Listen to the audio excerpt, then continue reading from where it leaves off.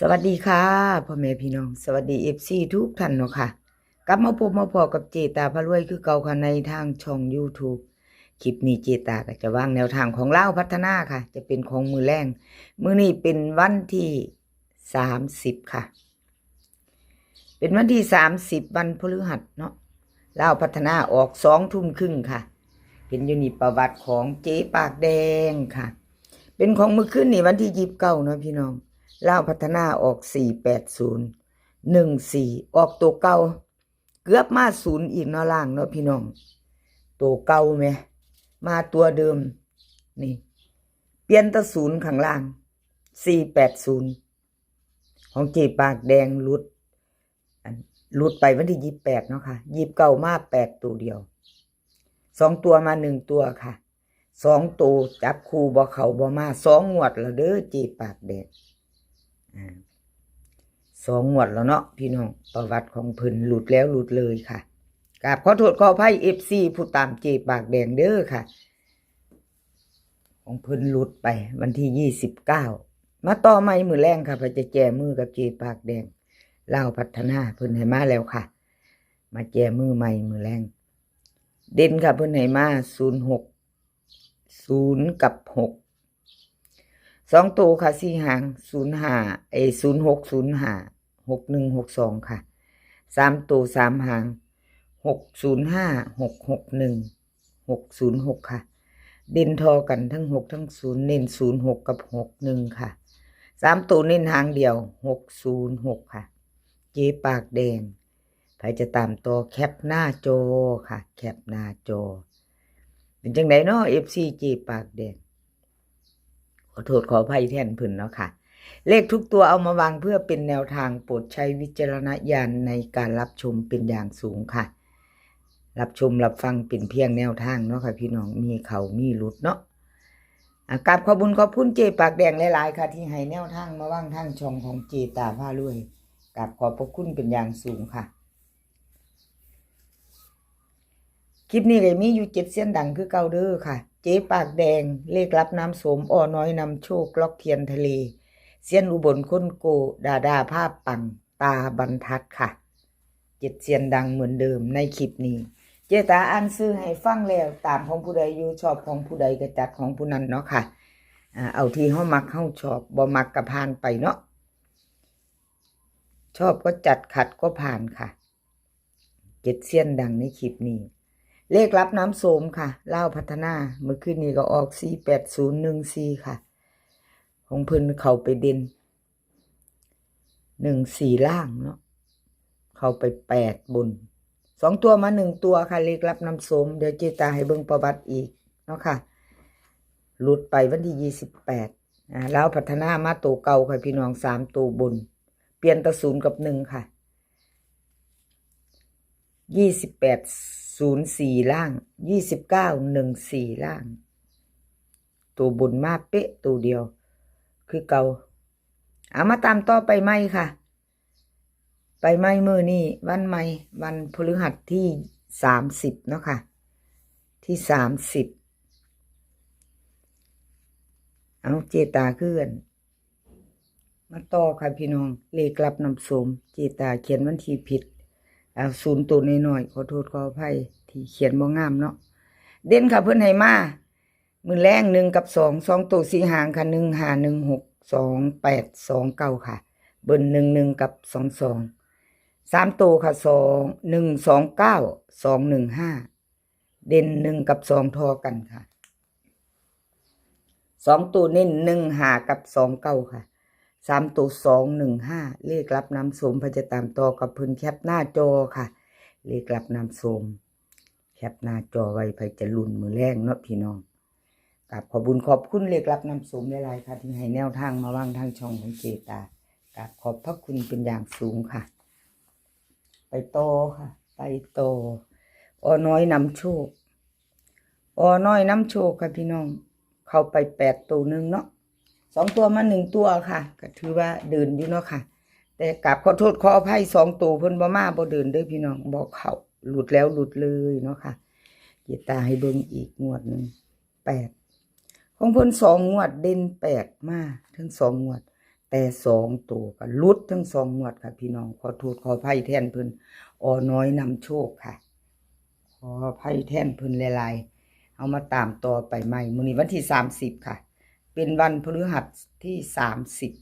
30วันที่30กับขอโทษขออภัยค่ะ2งวดหลุดไป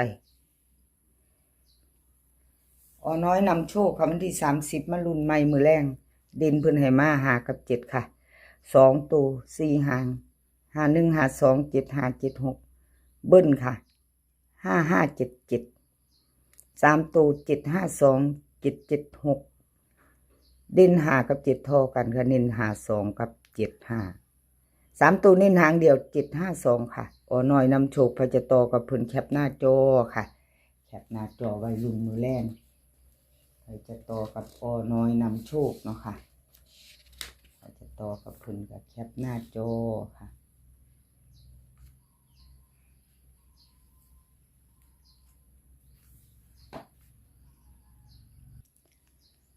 แคปหน้าจอแล้วไปต่อค่ะแคปหน้าจอกับอ้อน้อยนำโชคแล้วไปต่อเนาะพี่น้องกับขอบคุณอ้อน้อยนำโชคหลายๆค่ะที่ให้แนวทางมาวางทางช่องของเจตาเนาะค่ะกับขอบพระคุณเป็นอย่างสูงล็อกเทียนทะเลค่ะพี่น้องล็อกเทียนก็สลุดไปค่ะ2ตัวของเพิ่นบ่มาบ่เดินเนาะขอโทษขออภัยแทนเพิ่นล็อกเทียนทะเลมือเจตาก็มีแตะหมึกเด้อพี่น้องเทหมึกเติมถือมือเลอะบ่สะอาดมือไปล้างแล้วก็บ่ทันออกเนาะรุดไปค่ะ2งวดล็อกเทียนทะเลFC ว่าสิว่าเอ้ามือเจตาคือยังมีแตะหมึกแท้ออกยากอยู่ค่ะเดี๋ยวไปล้างใหม่ล็อกเทียนทะเลค่ะมาต่อดินเด่น5กับ9ค่ะ2ตัว4หาง5 9 5 8 6 9 6 9 7เบิ้ล55กับ6 9 9ค่ะ3ตัว2หาง5 9 6 9 9 5ค่ะเด่น5กับ9ทอกันเน้น5 9กับ6 9ค่ะ3ตัว9 9 5ล็อกเทียนทะเลแคปหน้าจอค่ะใครจะไปต่อกับเพิ่นมือแรง2 ทุ่มครึ่งค่ะลาวพัฒนาเนาะแคปหน้าจอแล้วไปต่อค่ะแคปหน้าจอล็อกเทียนทะเลค่ะขอบ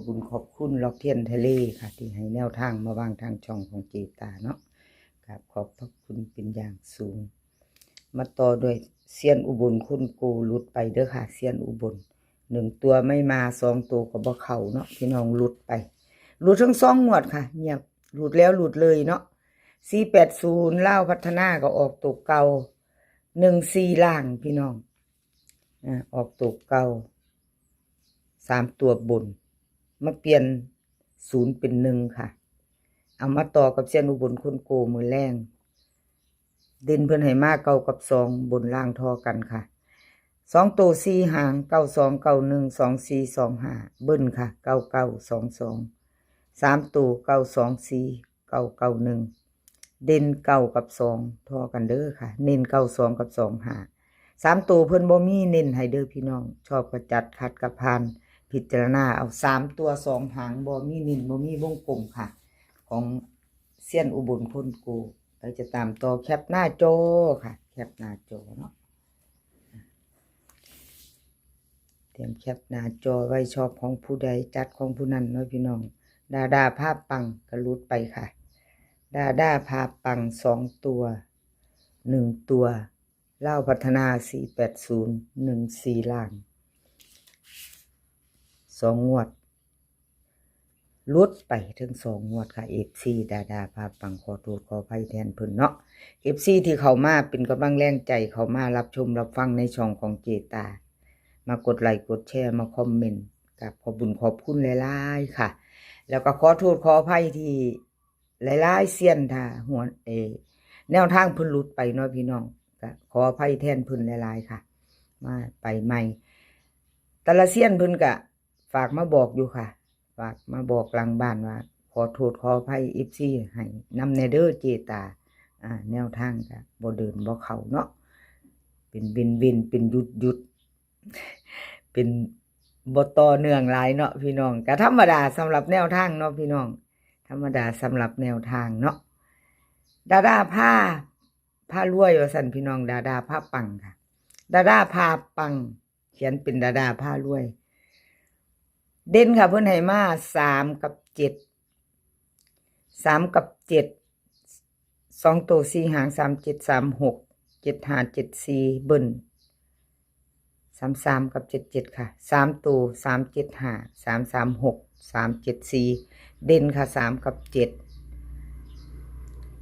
2 ตัวเน้น3 7 กับ 7 5 2 ตัวเน้น3 7 กับ 7 5ค่ะ3 ตัวเน้นหางเดียวค่ะวงกลมให้3 7 5ดาดาพาปังค่ะเจตาไปเขียนดาดาผ้ารวยพี่น้องมีดาดาผ้ารวยดิดาดากับดาดาเนาะ FC เคยถามมาอยู่แม่นผู้เดียวกันบ่เจตาบ่แม่นค่ะคนละคนละเซียนผู้หนึ่งซื้อดาดาผู้หนึ่งซื้อดาดาค่ะเจตาก็เลยลงเขียนนะพี่น้องบ่ทันได้ลบขอโทษขออภัยหลายๆเอาไปต่อค่ะไปต่อจะขาดตอนเนาะพี่น้องถ้าไปลบหยุดไปว่าเป็นหยังดอกขอโทษขออภัยหลายๆกราบขอบคุญขอบคุณดาดาพระปังค่ะที่ให้แนวทางมาว่างทางช่องเนาะกราบขอบพระคุณเป็นอย่างสูงค่ะตาบรรทัดค่ะก็รูดไปเมื่อคืนนี่480114เนาะพี่น้องของตาบรรทัดรูดไปบ่ต่อพี่น้องเบิ่งเนี่ย4004วันที่28 FC ตาบรรทัดว่าจังไดเนาะกราบขอโทษขออภัยแทนเพิ่นเด้อค่ะของตาบรรทัดหลุดไปวันที่29หลุดทั้งเด่นเพิ่นก็บ่เข้า2ตัวก็จับคู่บ่มาบ่มีเนาะพี่น้องลาวก็ออกตัวเก่ามาตัวเดิมเนาะเอามาตามไม่ไปต่อมือแรงค่ะกับตาบรรทัดไผจะแก้มือกับตาบรรทัดมาพิจารณาไปนำกันกับเจตาค่ะเด่นเพิ่นให้มา2 กับ 1 2 ตัว 4 หาง 2 1 2 0 1 3 1 4เบิ้ลค่ะ2 2 1 1 3 ตัว 2 1 4 2 0 2เด่น2 กับ 1ทอกันเน้น2 1 กับ 1 4ค่ะ2 ตัวบ่มีวงกลมเด้อค่ะพี่น้องบ่มีเน้นตาบรรทัดกับขอบุญขอบคุณตาบรรทัดหลายๆค่ะที่ให้แนวทางมาวางทางช่องเนาะแล้วก็ FC ทุกท่านที่เข้ามากดไลค์กดแชร์กดติดตามเจตา FC ใหม่ก็กราบขอบพระคุณหลายๆค่ะที่เข้ามาติดตามแล้วอย่าลืมกดกระดิ่งแจ้งเตือนไว้เด้อค่ะ FC ใหม่ถ้าชอบแนวทางในช่องของเจตาพารวยเวลาเจตาลงปุ๊บจะได้เห็นปรับค่ะเฮากดกระดิ่งไว้เนาะคลิปนี้ขอพี่น้องโชคดีกับเราพัฒนามื้อแลง2 ทุ่มครึ่งค่ะขอโชคดีกันทุกคนมื้อนี้ขอให้มีความสุขขอให้สุขภาพร่างกายแข็งแรงกันทุกคนเดินทางไปไสขอปลอดภัยเดินทางไปขอให้มีโชคกลับมาขอให้มีชัยคลิปหน้าพอกันใหม่คลิปนี้ก็สวัสดีค่ะ